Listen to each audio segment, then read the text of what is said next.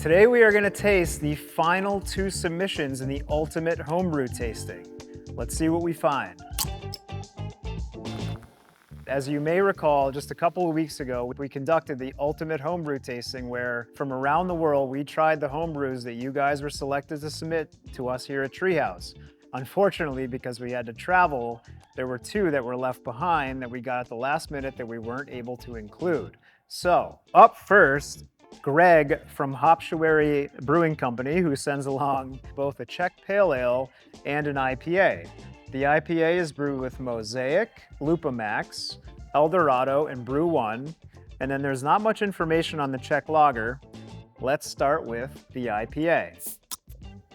Nice little pop on the cap there. She's filled right to the brim. Pours with a kind of a medium haziness about it.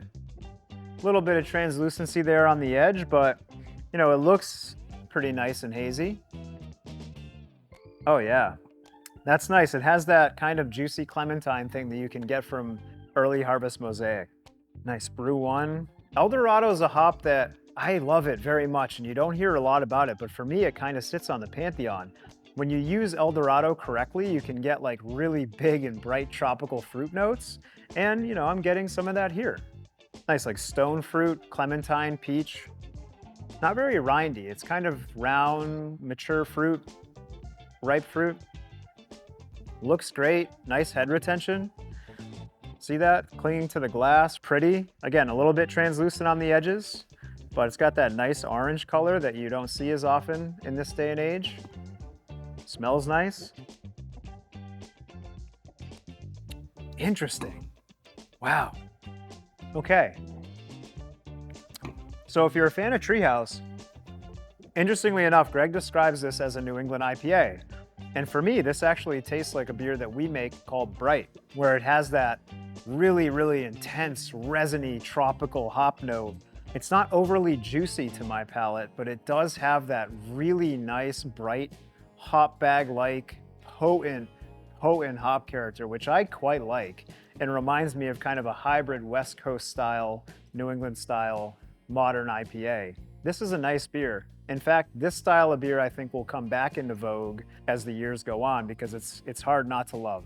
Very, very citrusy, very potent, bitter, mouth coating, and quite frankly, pleasant all around. Gregory, nice job.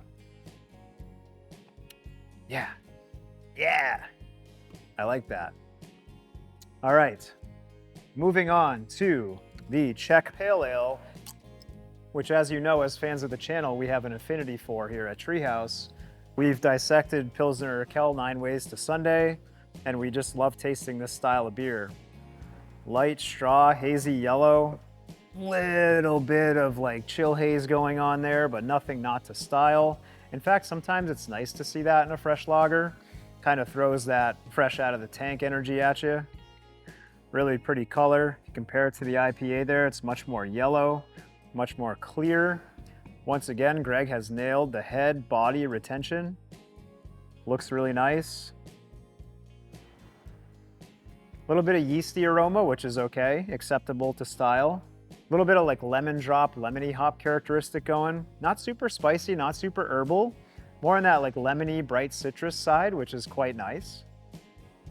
Yeah, really clean, really clean. All right, let's go in for the sip. Oh, man, I should have drank this first. I apologize. I don't know what I was thinking drinking the IPA first, but it's the lingering flavor of this guy is affecting my palate on this. Taste comes across as really, really, really simple and elegant and round. Nice zippy, again, like lemony, noble hop character. Got that kind of straw-like bitterness on the backbone, which frankly we have sometimes in our beer, and it reminds me a bit of our beer. But yeah, I mean, that's a beautiful beer. Greg did not shy away from bitterness in this guy. Plenty of bitterness on the finish, which once again, I appreciate very much. Making a beer like this without enough hop character and without enough bitterness is frankly a mistake that people make too often. And in this beer, Greg nailed it. Beautiful, crushable, bitter, bright, fresh tasting Czech Pale Lager. Greg, amazing job. Cheers. So moving on to the beer from Josh. Josh comes to us from Kansas City, and Josh submits what he calls Bulky Vulture Brewing Company. He's got a chocolate, banana, and oatmeal stout. Now, this guy comes in at 5%, and in my experience, getting really bright, filling depth of character and complexity can be really hard in a 5% beer. So I'm super curious to see how Josh did. Again, we are drinking a chocolate, banana, oat stout from Josh in Kansas City. Nice. Okay. There it is. One thing that I noted kind of out of the pour, and this is just personal preference for me, is that anytime I have a stout per se versus a porter or a brown ale or a lighter beer, I like to go pretty hard on the dark malts. And I prefer a beer that's, you know, jet black. This guy's kind of brown at the edges, and if I had to make one comment out of the gate, I would suggest using a little bit more roasted malt or even a little more Carafa Special D husk malt, which will give you color without the bitterness, which would make this guy feel a little more jet black. And for me, I get that like milk chocolate, coffee, roast kind of palate primed when I see that super dark beer come out of the bottle. So there we go. On the aroma, nice, wow, okay. Getting like a authentic cocoa nib, cocoa powder, chocolate note there. A little bit of banana, which sometimes bananas can come across as like overripe and mushy in a beer. And this guy's kind of nice. It's like underripe banana, a little bit green. Let's give it a try.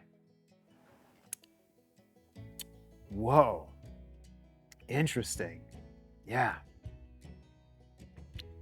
Good amount of syrupy chocolate character, but again, it's like deceiving me because this beer, it's a 5% beer. It's so light that I almost want there to be more body and texture in the background to help amplify those flavors.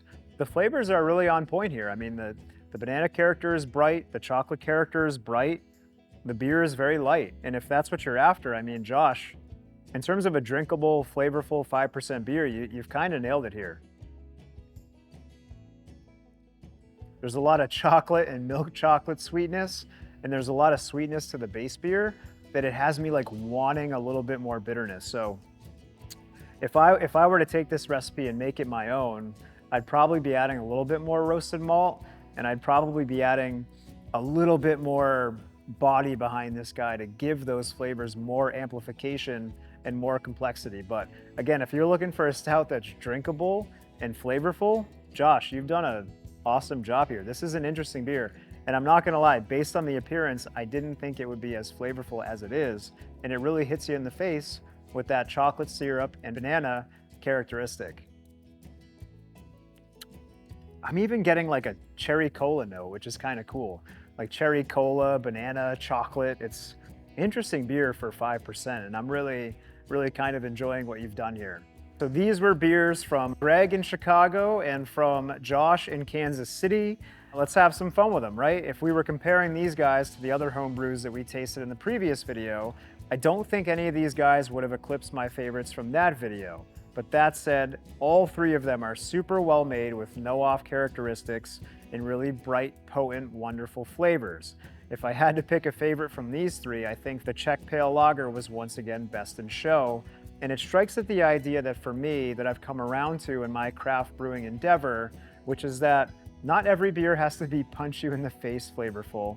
Not every beer has to change your life from a taste perspective.